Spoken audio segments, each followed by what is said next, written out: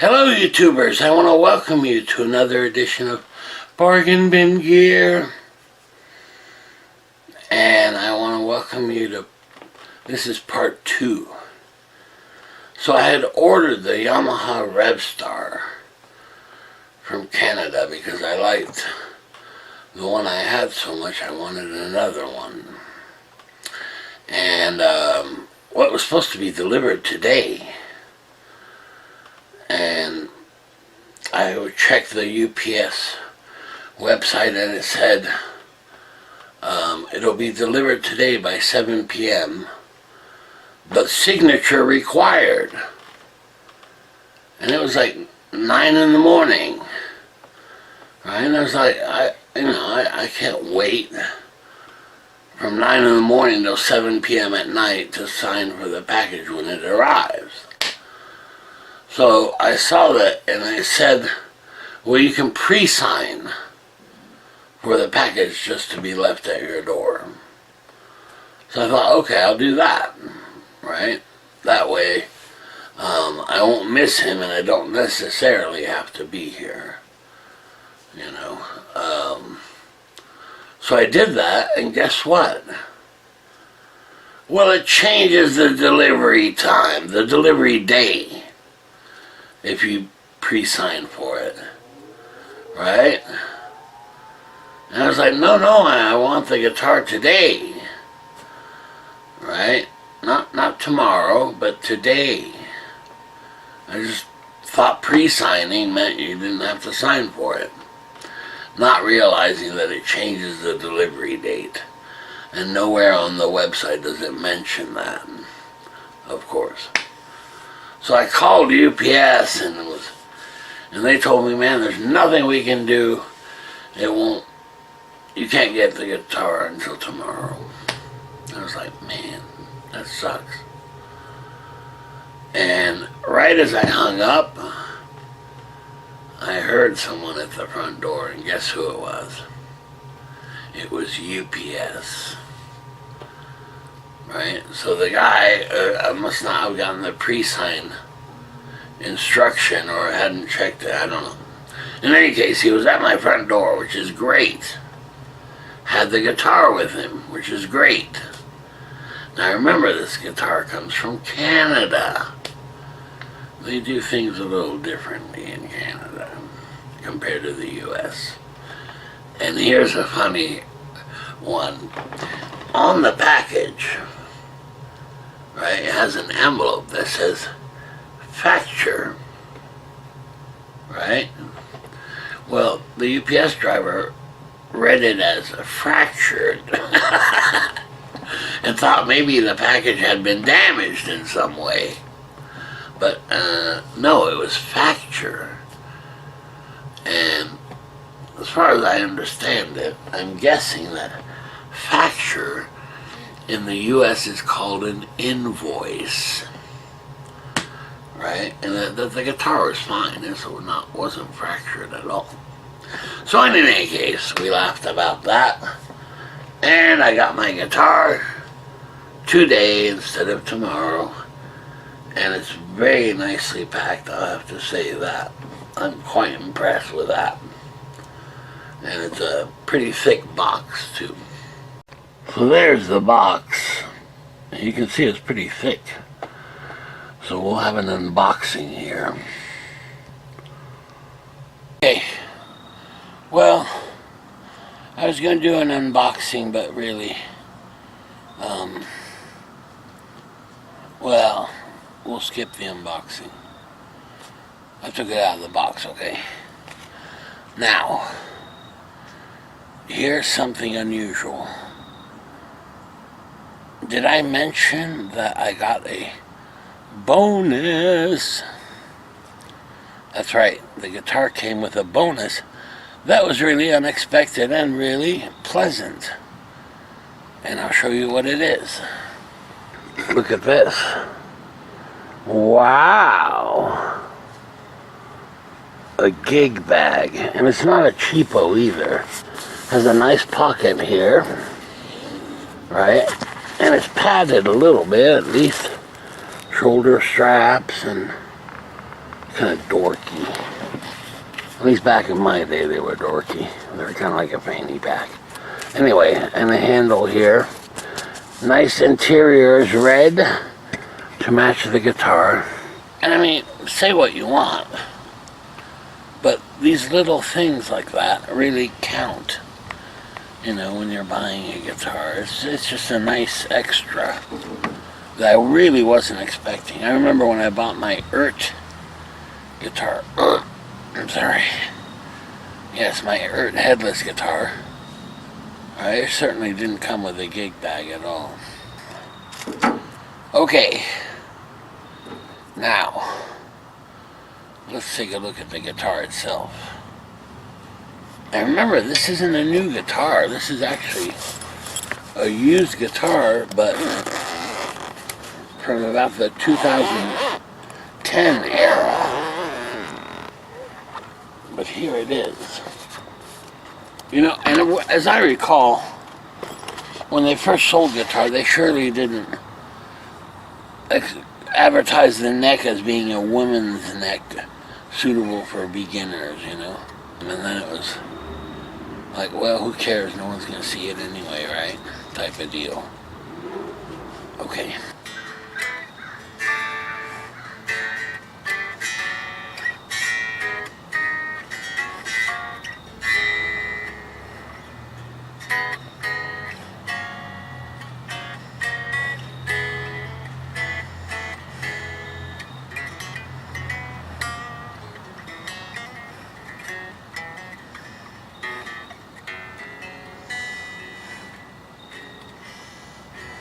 Now, listen, here's what's fantastic, right, on this guitar.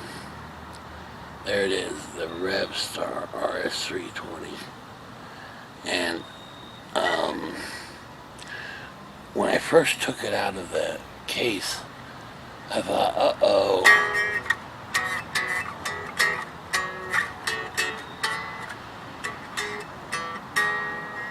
I thought, oh boy, I'm going to need new strings on it.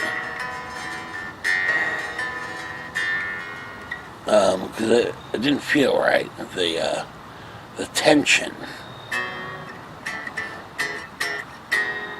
However, after tuning up the strings, now it's playing exactly like my other one. And in fact, I also thought, uh-oh, I'm going to have to take the action down and set it up. Well, as I tighten up the strings and things and put it in tune, I notice that the action is exactly like the one I have.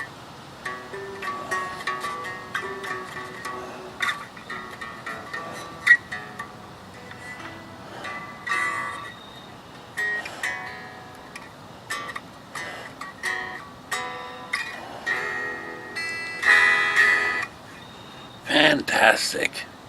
Now, keep in mind, oh, by the way, I don't know if you can see the back of that. Yeah, that's the other thing is, I know you can't see it because it's so dark, but here's something really cool. And that is that in the advertisement for this guitar that they had put up, right, on the back here, it showed a big old scratch. I thought, oh man, that sucks. However, when I got it here, I saw the scratch, it was still there, but it turns out just wiping it, and guess what?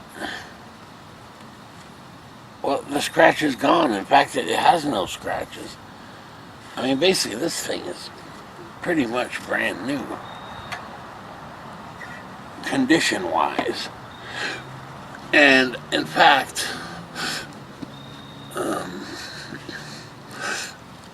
also the guitar strings, that's the only difference, really, between the one I have and this one, is this one might be in a little better condition. Probably less scratches than mine has. But remember, on mine, the strings are dead. So Here they're brand new. I can tell that they put a brand new set of strings on there.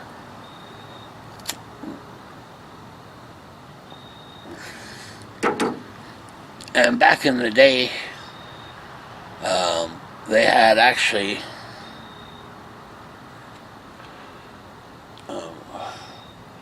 when these were in the store, they had a promotion, I guess, with Elixir strings, which were fairly new at that time. And so they shipped with a set of Elixir strings, right? And these are not Elixir strings, which is fine with me.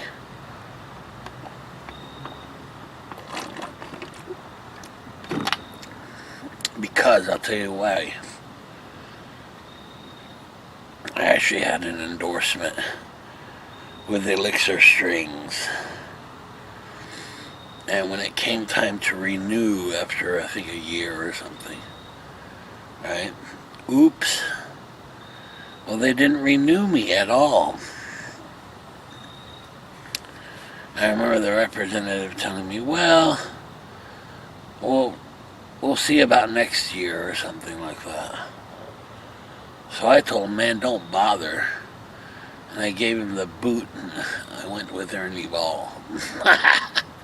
Which I use preferably anyway. So Elixir strings, forget it. I'm biased in that way. Okay, so anyway, this guitar is really spotless. I'm stunned. Wow.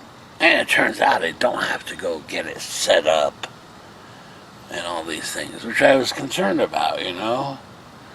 Because I was going, man, I want it to be just like the one I have, right? Well, it turns out once you tighten up the strings, the action is perfect. Just like my other one. So now hopefully the electronics will be similar. And I don't see why they wouldn't be. You have your tone and volume 3-way switch. And I can tell already that it's set up like my other one, where the neck pickup is lower than the bridge pickup. And that gives it a really nice balance. Okay, now we're inside by the light. And I've got it here. Let me show it to you. There's the neck with the tuners. And what's different on this one, this must be a later version because it's got a couple different things going. One is the Yamaha emblem there. Mine don't have that. And also on the back here, it shows the model number and the serial number. I don't think mine has that either. And now let's go down to the neck. Now notice the neck is rosewood with stainless steel frets. Okay? And my older one, right here, right, is the same thing, but take a look at the fret of the color of the fretboard. Right, that's a real dark mahogany. Here it's a much lighter, but still mahogany. I'm wondering why they're different. However, in playing both, I didn't really see a difference or feel a difference at all. But that does make you wonder why. Why is the older one has the darker neck and this has a lighter rosewood? Now I do know that, especially during this time, about 2010 or something, that they were having some issues with rosewood. The actual wood. I don't know if it was in demand or scarce or something like that. I'm not sure exactly. However, once you hear it, it's good. Still the NATO wood. There's the back of it. Look at that. Now, interestingly, they featured a scratch on the right about here, right? A big old scratch. I was like, oh, that's a shame. However, with a cloth, I just went like that, and it's gone. Right? So this, and the sides here were real dusty. But as far as that goes, there's not a scratch on it. I mean, I can tell, really. Oops. I can double check that.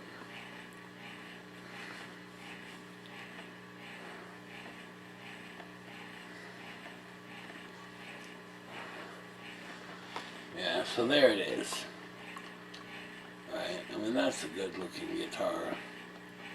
Though I must admit, I really dislike this pickguard, and often thought of removing it.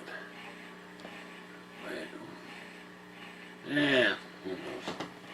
Alright, let's take a listen to it. This is plugged into the two Bugaras, which are cheap tube amps, so it's got to be able to get a good sound out of these.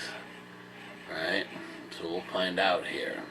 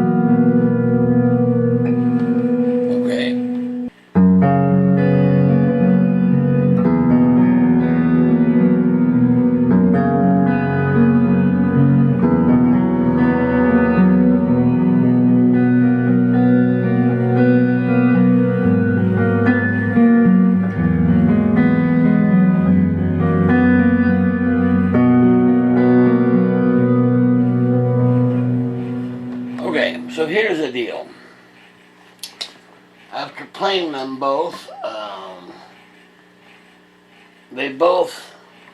They sound about the same. However, I notice immediately the strings make all the difference here. It feels about the same to play. This one seems a little brighter, but that's because of the strings. I mean, these are brand new strings, and I can tell because they're real spongy, and I'm used to playing with dead strings, basically. Like on the old one. Definitely the strings are very old, so they're not real bright like this one is. Give this a couple months of breaking in the strings, or maybe a month, really, and it'll sound exactly like that one. So, man, I'm very pleased, honestly. Now, if there's one thing that caught me really by surprise, is the difference in color of the neck. Don't know why that is. But I really like this one, and with the new strings, it almost sounds like the Ertz guitar with the EMG pickups. It's kind of like a combination of both old guitars.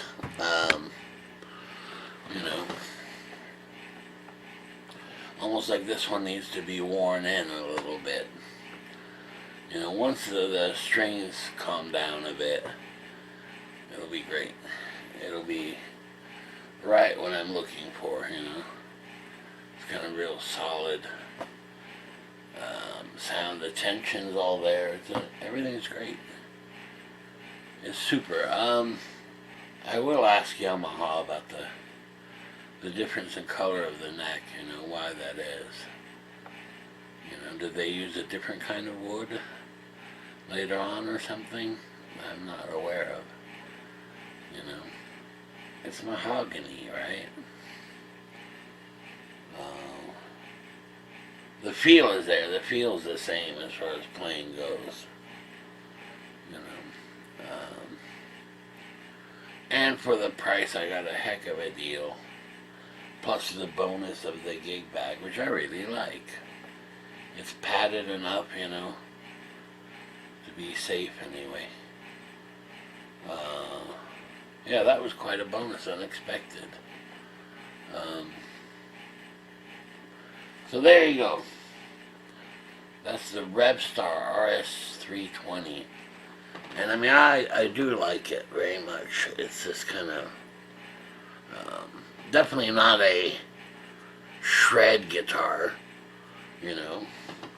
But I mean, you can play arpeggios and things pretty neatly, Just kind of.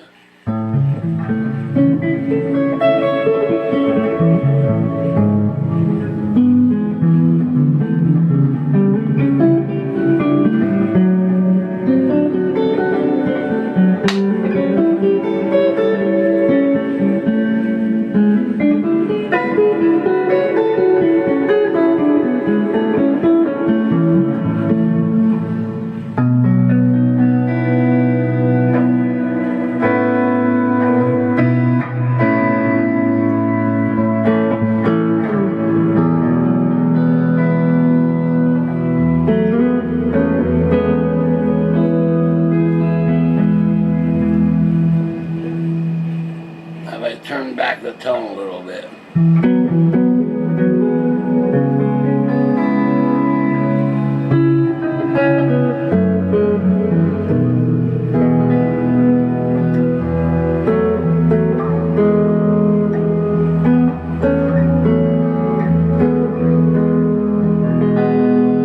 Yeah, that's my tone right there. It's a little too bright. It's just the strings. I mean, there's nothing wrong with the strings. They're just brand new,